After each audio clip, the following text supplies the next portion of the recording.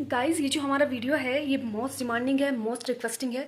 बहुत सारे number of subscribers ये मुझे कमेंट करते हैं कि मैंने मैथ्स को अपना कैसे इम्प्रूव किया है, कैसे मैं अपने स्कोर को बूस्ट कर पाई हूँ मैथमेटिक्स में स्पेशली। क्योंकि हमेशा जब मैंने यूपीएससी का तैयारी करना स्टार्ट किया था तो वहाँ पे यही चीज़ मैं हमेशा आपको बोलती थी कि यार मेरा मैथ बहुत ख़राब है, बहुत ज़्यादा ख़राब चल रहा है। लेकिन अब जब मैं ऑनलाइन टेस्ट देती हूँ तो अब मेरा स्कोर कुछ जाके बेहतर हुआ है।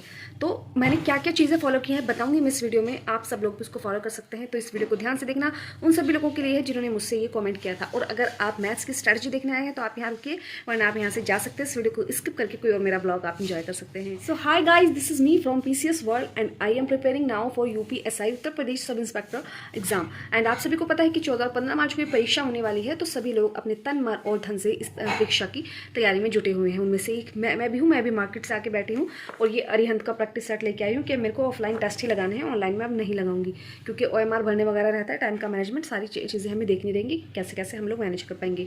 तो इसी वजह से तो चलिए, ये तो खैर अलग बात है। ये जो टॉपिक है ये बहुत ज़्यादा इंपॉर्टेंट है क्योंकि आप सब लोगों में से बहुत सारे लोग मुझसे पूछते हैं कि आपने मैथ अपना कैसे इंप्रूव किया है। क्योंकि लड़कियों का मैथ मुझे ऐसा लगता है बहुत ज़्यादा ख़राब होता है, मेरा तो बहुत ज़्यादा ख़राब है।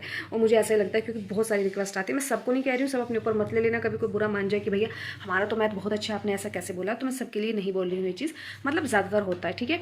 तो मैं आप सभी को ये चीज़ बता दूँ कि 15 मार्च को हमारा 14 को एग्जाम है। तो हमारे पास अब 13 ही दिन है। इसमें बहुत ज़्यादा रॉकेट साइंस हम नहीं लगा सकते हैं। हम ऐसा कुछ नहीं कर सकते हैं कि जिससे आप लोगों की तैयारी ख़राब हो जाए। सबसे पहली चीज़ जो मैं आपको बताने जा रही हूँ, आप लोग उसको अगर इन टिप्स को फॉलो कर लेंगे मेरे, तो हो सकता है आपका स्कोर भी अगर वो 15 आ रहा है तो 20 आ जाएगा, 20 आ रहा है तो 25 आ जाएगा। किस तरीके से आ जाएगा तो सुनिए ध्यान से। एक चीज़, सबसे पहली चीज़ है, यहाँ पे मैं आपको ये चीज़ चेता रही हूँ इस चीज़ के लिए कि आप कोई भी नई किताब, नया प्रैक्टिस सेट अब नहीं खरीदेंगे। जो आपके पास है बस उसको ही बार बार, चाहे एक क्वेश्चन आपको 10 बार प्रैक्टिस करना पड़े, पर करें। क्योंकि मैंने देखा है इन एग्जाम्स में क्या क्या होता है, आपके नंबर चेंज होते हैं लेकिन क्वेश्चन पूछने का पैटर्न जो होता है वो सेम होता है ऑलमोस्ट। तो अगर आपको पैटर्न आता रहेगा तो आप नंबर चेंज होने से वो क्वेश्चन बना पाएंगे आसानी से। सबसे पहली चीज़ तो यही है कि आज से आप लोग इस चीज़ का अपने रेड लाइन लगा दीजिए कि अब आपको कोई भी बुक बाय नहीं करनी। प्रैक्टिस सेट आप बाय कर सकते हैं, प्रैक्टिस सेट के लिए भी है दिन कि आप लोग अपनी जो तैयारी है उसको एनालिसिस करने के लिए कि कितनी कितनी तैयारी किस किस सब्जेक्ट में स्कोर जा रहा है, ओएमआर भरने वगैरह से लेकर सारी चीज़ों के लेकर आप प्रैक्टिस सेट खरीद सकते हैं। पर कोई बुक किसी के कहने पर भी आप नहीं खरीदेंगे, जो आपके पास है उसी से बार बार रिवीजन करेंगे। और अभी के लिए आप क्या कर सकते हैं इन 13 से 14 दिनों में, अरिथमेटिक आप सभी ने पढ़ा होगा, ठीक है।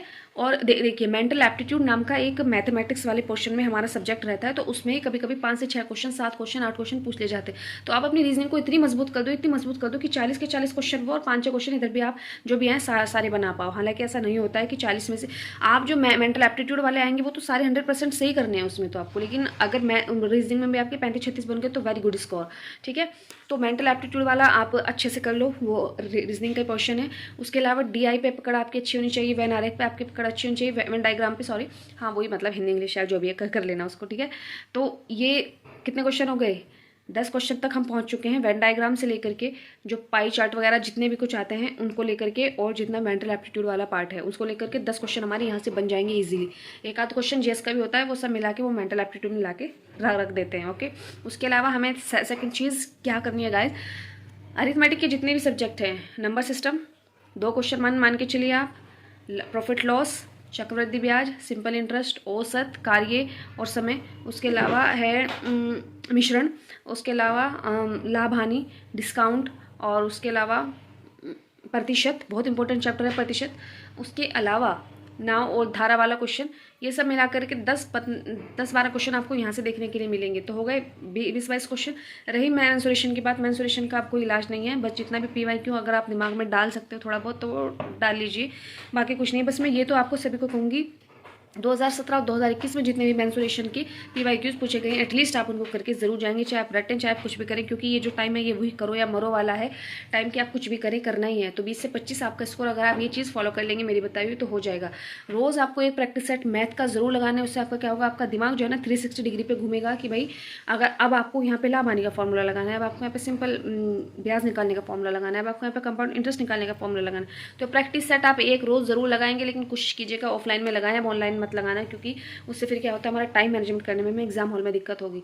जिस पेन से आप लगा रहे हैं, मतलब मोटा गोला जिससे भरते हैं, वो आता है एक 2x साइज़ का जो पेन आता है, मेरे पास तो रखा है वो, मैं तो उसी से भी कर लूँगी, एग्जाम से एक दिन पहले नया ले आऊँगी जाके, तो उससे आप लोग गोले भरेंगे, ठीक है। मतलब वो क्या होगा, थोड़ा टाइम बचाता है, वो जल्दी उससे गोला फिल हो जाता है।